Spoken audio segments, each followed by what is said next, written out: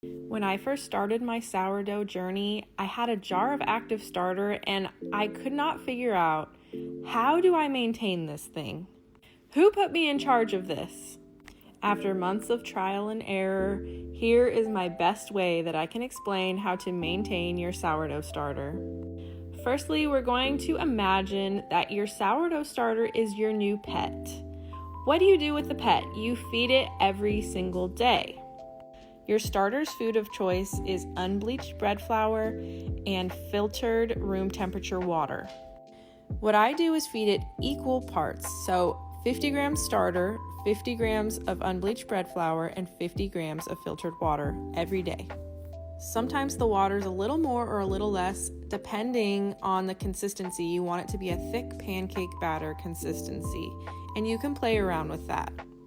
Now, if you're feeding your starter every day, it's going to keep growing and growing and growing. You're going to have an abundance of it, and that's where the term discard comes in.